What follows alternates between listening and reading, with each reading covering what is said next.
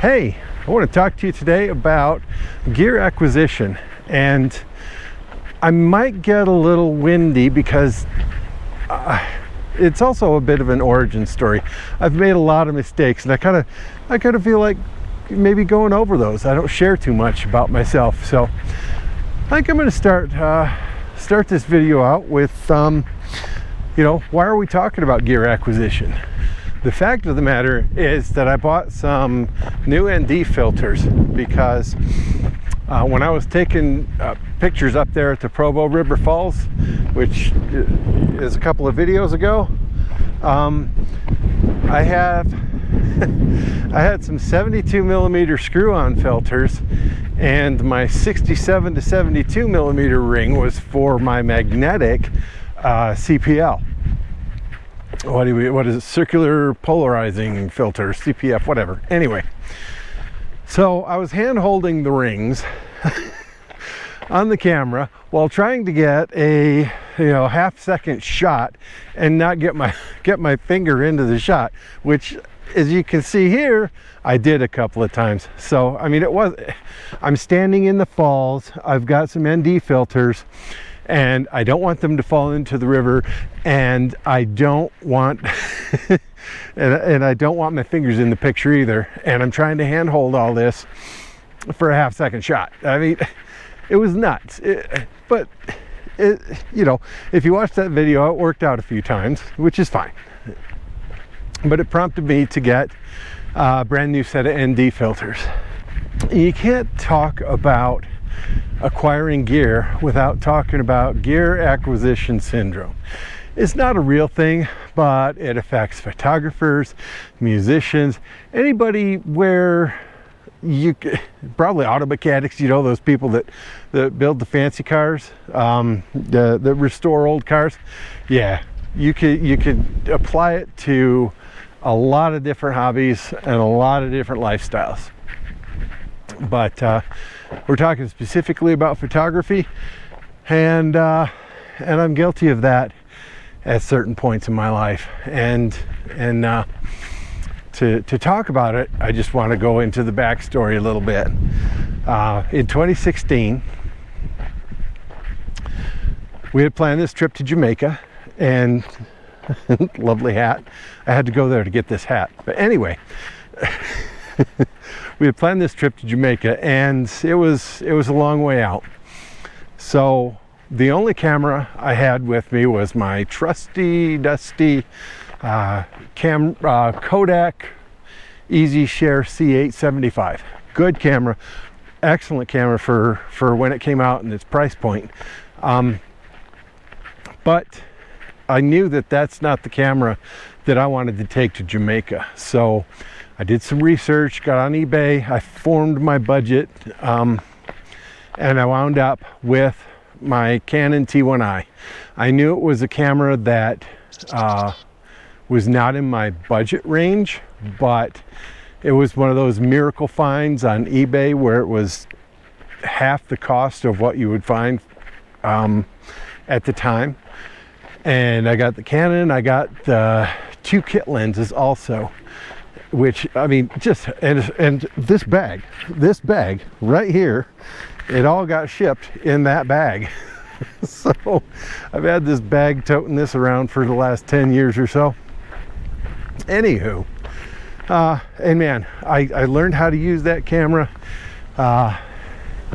took it to Jamaica, got some really nice photographs, and I've used it on so many different vacations, which is primarily where I used it, a little bit around the house and during life and whatnot, but never really practiced with it. Well, fast forward to 2023, and I'm up in Alaska taking a small boat cruise, which me and the person I went with, I mean, we spent thousands on this cruise, and I took my trusty old Canon, and it was good, and I got a lot of really great shots, but I also missed some shots, and part of it's my error, part of it's my fault, and part of it is that I was trying to exceed the limitations of my camera. All right, we've got a little wind right now, so I'm going to experiment with some intentional subject movement. So, and that's what photography is all about, man. Is just get out there, take your shots. Sometimes you got to experiment, see what happens. All right, here we go. So I met a guy on the boat, and his camera was taking phenomenal pictures. Crisp, sharp, be able to reach out there and touch the moon, basically. And so I asked him about his camera. It was the Sony RX10 Mark IV, which this is the bad part. Is it took phenomenal pictures. So when I got back, it was less than a month later, and I had that camera in my hands. I didn't do the research that I should have done and find out that it's a bridge camera, but that's okay, because I got the camera. I loved the camera. It was great fun to use, and it took phenomenal pictures. Oh my gosh. But like I said, it was a bridge camera, so it was fixed lens, and it was great to take around and pack around, but it was heavy, it was big, it had, the lens on it was like, I don't know, it was 72 millimeters, whatever. It was a huge lens, it was heavy, and so there were things that I liked and things that I didn't. It had a very tiny sensor, so the crop factor on that was 2.7, and so the lens was, I don't know, about like 10 millimeters to 220, and when you factor in the crop sensor, they called it a 600 millimeter, which it was fantastic, man. I mean, it took the sharpest pictures, I gotta tell you, at all focal lengths. It was amazing. But anywho, that wasn't the camera that I wanted, so I did some more research, and because I already had the Canon lenses and I had purchased the 24 pancake and the 40 pancake,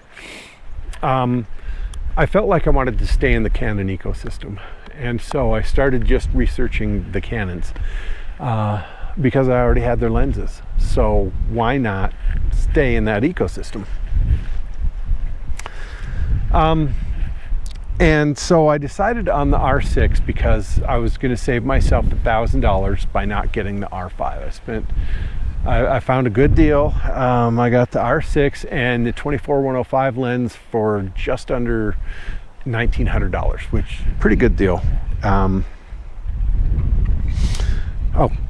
new ND filters. Okay. I'll get into that later. Maybe I won't. Maybe I'll get into it now.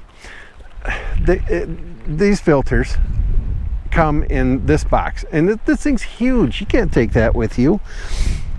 You could clip it on something, I suppose, but in a bag this big, which I like to travel with, love that bag, it's just impractical to carry them around in that. So I've got them stacked together. I've got the UV filter right here. Remember that C7 to 72 I was telling you about? So I stepped up, I screwed it in, stepped up, and put a lens cap on just to protect the ND filters, and then they all fit in the sock. So now you know. We're gonna catch the motion. I think I'll go with the 64 lens cap. Okay, put that back together, put the cap on. Nothing. Put it in your pocket, dummy.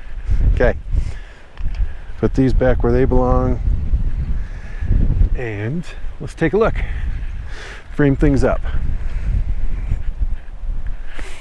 Where was I? Oh, I bought the R6, and I had a clear focus on what I wanted to do, and so I got 24 by 105 with it, and after about a month of using that, I got the 16 millimeter pancake lens, and I just didn't love the camera. I knew what I was buying, and I had a plan for what I was buying, and when I got this stuff, I was pleased with what I got. But walking around with that camera and taking pictures with it. Man, it just did not inspire me to get out. And so I knew I was going to replace the camera. I just couldn't figure out how, because I'm not made of money. And so I just do the best that I can. Let's see, I think we're going to go for that Quakey. Do I want to go up higher? Maybe. Anyway.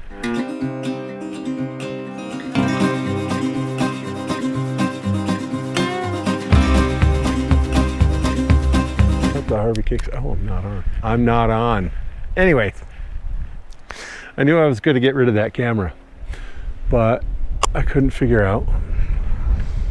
I didn't have the money to just up and sell it, or up and buy it. So got on MPB.com, and if you're familiar with MPB, why did I choose MPB? I was using my head throughout this process. So what I really wanted was something where I could get good, inexpensive lenses and have access to a whole variety. I didn't want to be stuck in one ecosystem. And with Canon, at the time that I was shopping, I was stuck in that ecosystem. And I did a video about that right here. It's not very good, but it's how I made the decision. So anywho, sorry, framing this up, and there we go, because I can't talk and chew gum at the same time. So I'm gonna do this. Look at our exposure. It's got me down at 1/30th of a second, and I wish I want more than that. So I'm gonna stop down to my aperture, and I'm gonna go f10 on this and see. No, we're still at 1/30th. So you know what, I'm gonna switch out for the 10 stop. Anywho,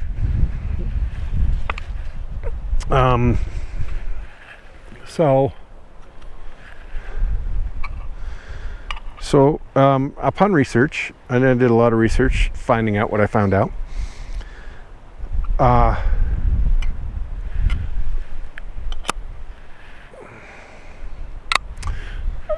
settled on, I didn't settle, I decided on the Sony. I decided that the Sony ecosystem was where I wanted to be. So then I started researching the Sony cameras, and the A7 CR just checked all of the boxes. High megapixel, small form factor. When I didn't bring the lens with me. When I put that Viltrox on, this is almost pocketable, you know, in a jacket pocket, yeah. Pants pocket, cargo pocket, yeah, definitely. So this was the camera I decided on. Fully capable, lots of good reviews, released relatively recently. What am I at now? 1/15th, 1/20th. That's still not going to catch the motion that I want. So, see what I can do. Anyway, and it had the lens selection that I want. So I traded the Sony RX10, the Canon R6, the 24-105 lens, and the 16 lens into MPB, and a small pile of cash, and I got the body. That's all I had. And I had already planned my trip to Wendover, Utah, and I needed some lenses, so I got a similar setup to what I got for the Canon R6. Is I got the 28-70 OSS from Sony, and then I got the TT Artisans 28mm pancake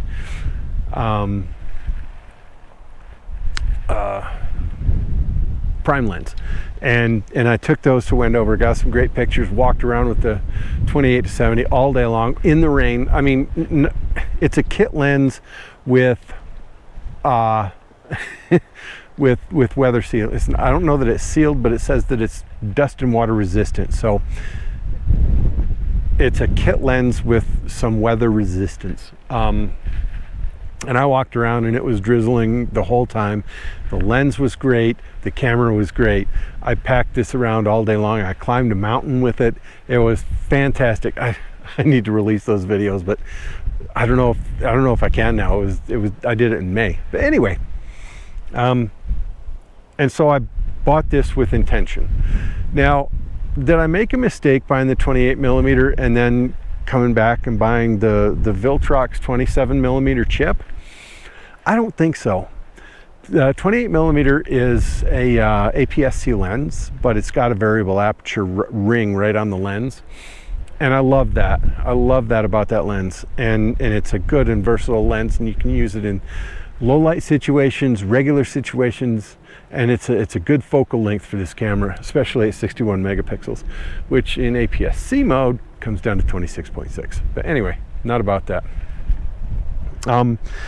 So I got the 4, and then I found that I had a little bit extra money, and so I bought this Tamron, and I was able to find a screaming deal on this, $525 shipped.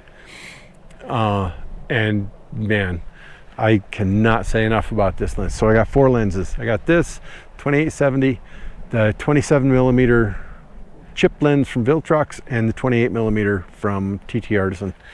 And I'm going to be good with that for a long while, because the next lens I want to buy, which is right now, it's the Sony 50-150. It costs $4,000. I got $4,000. But anywho, we're going to see how this photograph turns out. We can stop. The sun's out though. Bonus. All right. I'll see you in a minute. Okay, there we go. Put the 10 stop on there. It looks great. Wind's kicked up.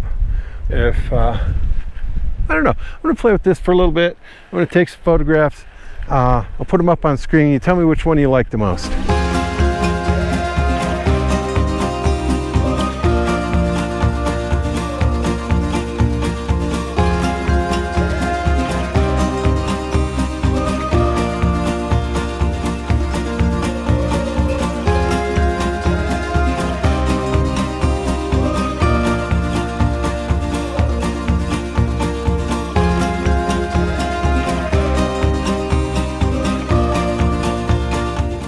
And that's the basics of my story. I mean, there's not really any blatant gear acquisition syndrome, but I did make a couple of uninformed decisions, and it wound up costing me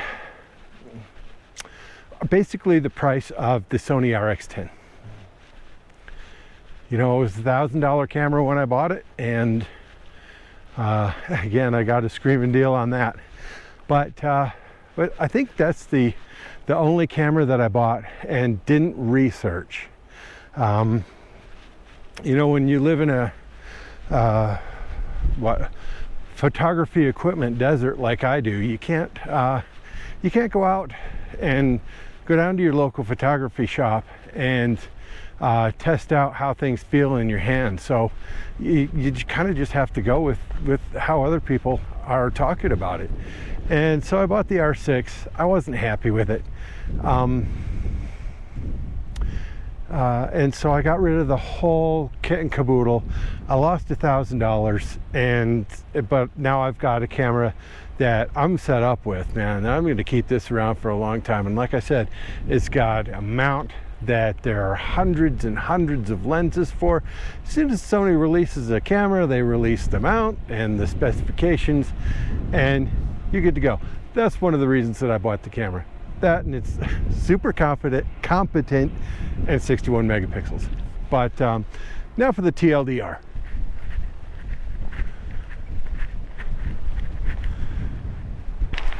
Bit of a steep embankment here, but we'll be fine. Okay, So I'm gonna snap a shot of this. Anyways, the TLDR is this. You're gonna either see a need or see a piece of gear that you want, and that's gonna start the spark. Once you've got the spark, then you kind of need to decide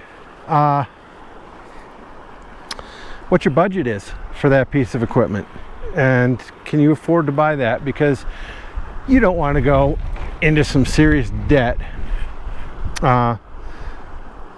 just buying some gear. You want to be able to afford this.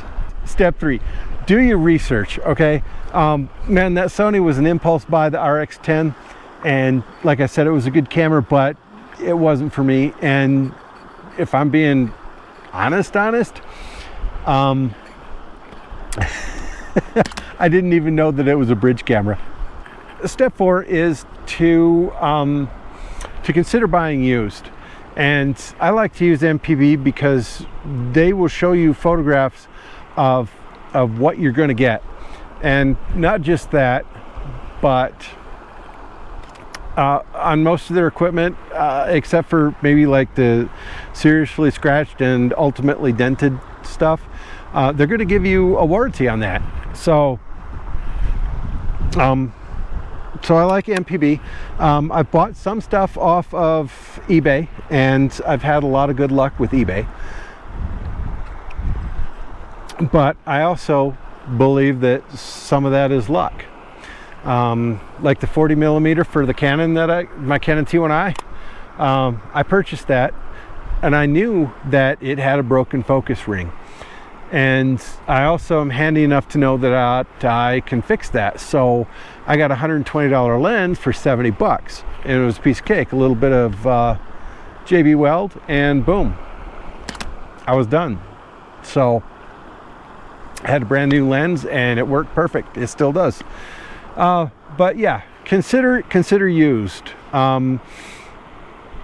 But stick with a reputable business. MPB, KEH, B&H sells used, Adorama, eBay, if the seller has a good reputation.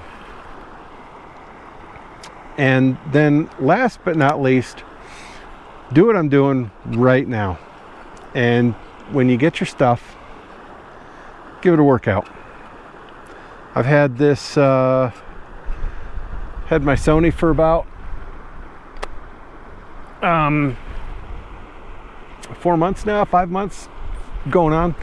And yeah, I've taken thousands of pictures with it. And now I've just taken, I don't know, 7 or 8 with my CPLs, or no, including those, probably 15, 20 with my new CPLs. So yeah, do all that, 5 steps. And you'll be less likely to fall into the trap of gear acquisition syndrome. When you plan these things out, yeah, you'll be a lot better off. So with that in mind, let's get in the reps, and I'll see you out there.